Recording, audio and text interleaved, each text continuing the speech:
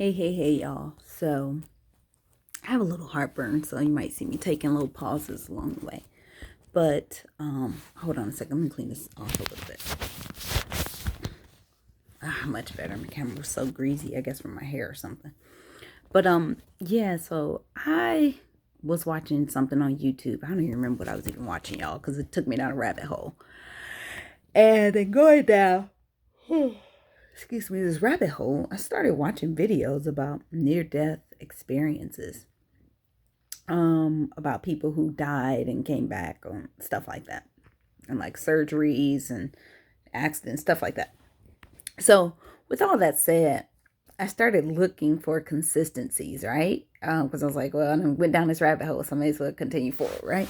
So I started looking for consistencies and it just wasn't consistent. Like the stories of these people say they met God and how God was and how they felt and all this other stuff. But none of the stories were consistent. So I think my interpretation of it is that everyone's experience is different because it's your life experiences and things that feed into that, and it's a psychological response. That's my take on it. Not discounting that there's an afterlife or anything like that, because it's all possible. I just think that everything is based on your own personal experience. um with that said, I want to share my experience with y'all. I did not die or have anything like that, but I had a situation that was uh, close to it, something that could have happened. So I'm going to go into that. But before I do that, I want to share just a little background of what I've seen with people who have died.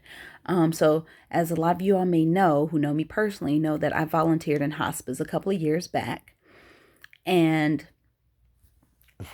excuse me, in volunteering in hospice, I witnessed 10 people passing on. In their passings, and it really got to me mentally, y'all. I'm not gonna lie, like watching the families and like people here one day and then gone the next, like really got to me. So I can only imagine people who live in like certain communities or in the hood where people are dying all the time, just the psychological effect that has on them. But that's a whole nother conversation. Right now, I just want to talk about this experience. So the features or traits or characteristics that I've noticed with all these people that have passed is that the first sign is they come in, they're pretty agitated. If they're older, they're usually kind of grumpy or kind of mean or, just really agitated. And it could be due to pain that they're experiencing. It could be because they're in hospice and they realize they're at the end, there's nothing else left to do. Sorry, I got food in my teeth. And so that's where they're going with it. Could be that, I don't know, but I noticed the same pattern. And after the agitation, there was like a fear or confusion. Like remember this one lady, she came in, she had like a very confused look on her face. And it was almost like she was in this fear. And it was just confusion and fear. And they were moving her from the ambulance bed into the hospice bed. And the thing that stood out is her family. When her family got there, her family was there the whole time, but once they were able to be next to her, because at the time they couldn't because they were moving her into the bed. But the moment they were stood next to her, it was like a sense of peace came over her, and then she just left. So that was the one lady. And then I remember this man, he was really grumpy and agitated and so forth. And then I noticed he started to be fearful. And I don't even know how to explain it to you. I could just feel that sense of fear in him. And I remember when he was passing, I was standing there next to him and I was just rubbing his shoulder and I was like, it's okay. It's okay. Everything's gonna be okay. And just rubbing his shoulder, and then it was like he just calmed and then he just left. And the same, I just remember so many other folk who happened. And I remember this one particular man, he was such a sweet old man. He was like 98, y'all. And he had served in the military and had jumped into Normandy. He was airborne, so we talked about that, talked about our military experience, because he came in very sound mind, by the way. Talked about our military experience, talked about, he told me, Andrea, that's such a beautiful name. And he was just like singing songs to my name. And just like, it was just a really nice older man. And his wife was a really nice lady too. She and I had some other conversations on the side, but that's something else. But that aside, this man had, he was just kind of like a busybody, just up and going, going. They couldn't, like the nurses and so forth, they couldn't really handle him. The CNAs couldn't either. He was always going about. He didn't want to be in the bed all day. I had to help him pee one time, y'all, and he kind of peed on my hand a little bit, but that was okay. Very nice man. Um, and very independent. So he wasn't the type, like he didn't want a catheter or whatever you call those things they put in. He wanted to pee, like stand up and pee and stuff. So he, had his dignity and he did what he had to do. And, as the days progressed, every day I thought like, okay, I'm gonna come in and he's gonna be gone because, like you form these relationships with these people when they come in alive and full of spirit. And every day he was still there, still holding on. Then finally, like a week later, so he started to decline and then he passed, and his was very calm. I mean, he was pretty agitated beforehand, like up and going, not agitated like mean or irritated or anything, just kind of like moving, jumping all around, like jumpy type of person, like just going. And finally he started calming down, and then he was in bed and he couldn't move at all, and then he passed. Same with this lady. She had like a brain situation, and she was pretty calm the whole time she came in. She was heavy on medicine, so she was talking the whole time and talking about life stories and things, just reflecting. It's kind of how it felt, but she seemed very, very calm. And then one day I came in the room and she had gone. And that night was really traumatic for me because I think that night it was like 3 people that I came into the room to help or do something or check on, and they were gone. And I was working like an overnight shift at that point, or volunteering, wasn't working, volunteering. And working till like midnight or something like that. But either way, y'all, so that was a pretty drastic night. But one thing that was in common, or a few things that were in common with all of them, is that I noticed agitation early on, then fear or confusion or something of the sort, then like a calm peace, and then they were gone. And a few of them I got to just kind of rub their shoulders. I know it was one other man, an Indian man, who came in and his children weren't there yet, and so I stood there with him and rubbed his shoulders and stuff. And then his son came in, and then when his children were gone, I was there with him one other day, and I think he had passed away that day. But still in the same, like it's the same, it's kind of consistent in the pattern leading up to death for people who know that they're about to die. It has been my experience.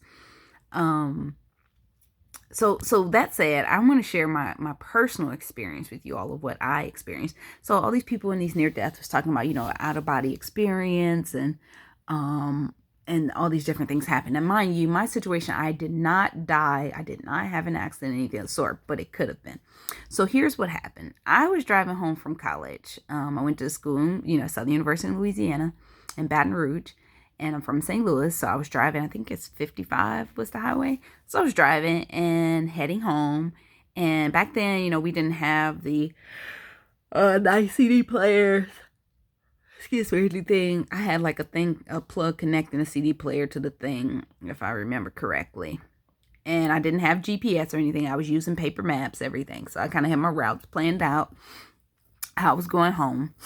I think I was changing the CD, and someone kind of swerved a little bit to my lane, and I just happened to see him out the corner of my eye and noticed that they were swerving. So I pulled my car really quickly.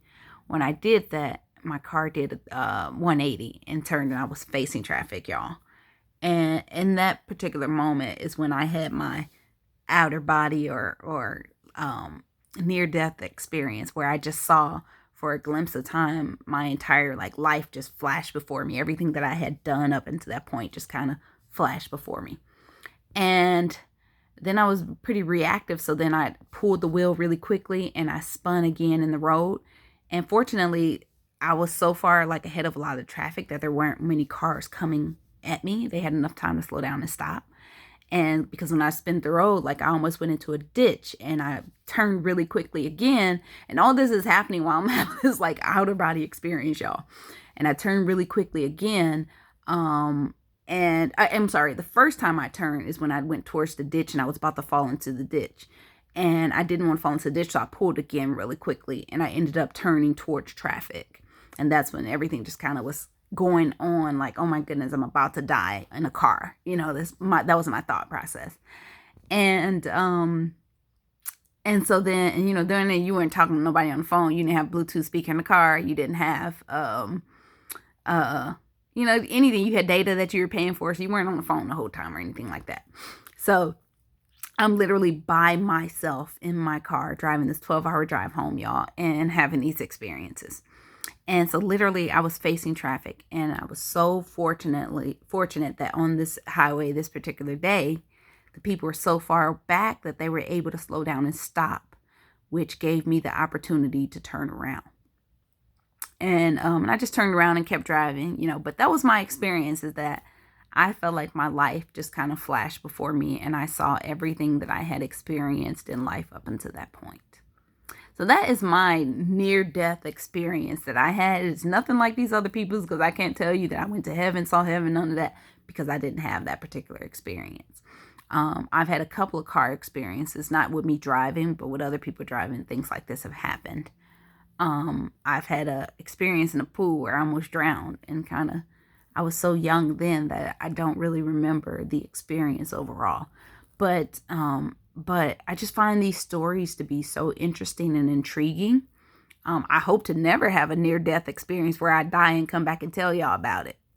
And I hope I'm here for a very long time to, guide my children and my child along the way.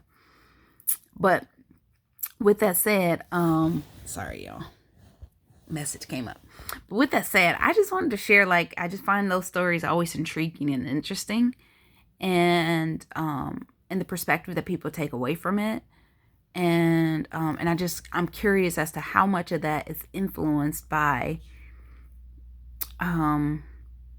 the stories that society, a little bug in my house, society puts in our mind around death and life and heaven and hell and all these other stories that we learn early on via our indoctrination processes that our society does. So I'm just curious as to how much of that affects the opinion of what we take in to be factual in that experience and what we actually experience. Obviously, none of us can validate or invalidate someone's experience, and their story is their story, their life, their perception of what happened to them. And so that is what it is.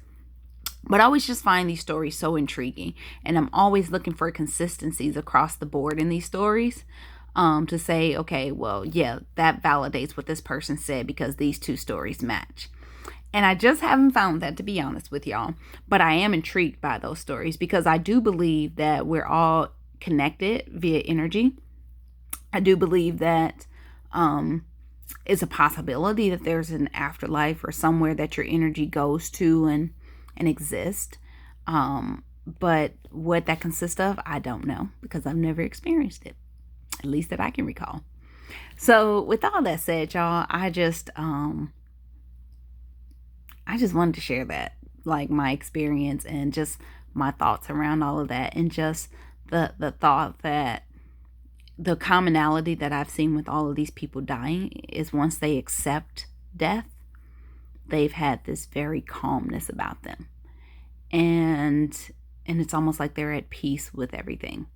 I think and I'm pretty sure the fear isn't necessarily the fear of dying, because for me, I know my fear is not the fear of dying. My fear is the fear of leaving my child without guidance, leaving my child without me, my presence with them to raise them and to help them to develop into whoever they're going to be and stuff like that. That'd be the closest thing I have to a fear of death, is not being present for my child.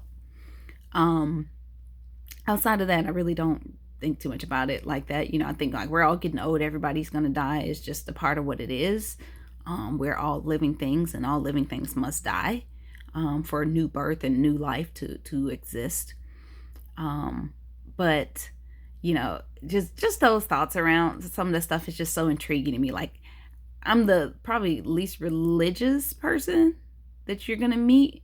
Probably not the least, but I've come from a background in religion. So, it is what it is. But at the end of the day, I try not to stick my face up on some of the stories. I'm like, oh, that's so unreal. This story is so they've been reading the Bible or reading these other stories or watching these movies, and their mind is so indoctrinated that that's what they're interpreting this experience.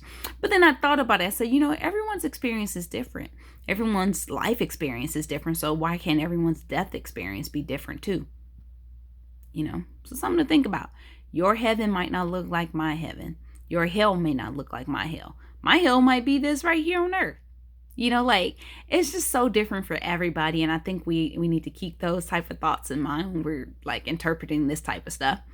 But I'm intrigued by it, completely intrigued by it. And if I probably was to ever go back to like some crazy science-based thing in school, it'd probably be something around like astrophysicist role or something of the sort that just really looks at the supernatural of life and takes it all in, because I'm just extremely intrigued by all of this. But I just wanted to hop on and share that the near-death experience and what what all that means, and like just my interpretation from my experience, from things that I've heard, things that I've watched, and so forth. So I hope this was just some helpful information to somebody, just some thought-provoking things. I think it's more what it's all about. So as I always say in all my videos, remember to continue to be a positive impact on the world, keep positive energy around you, and do something positive in someone else's life. All right, take care. Love y'all.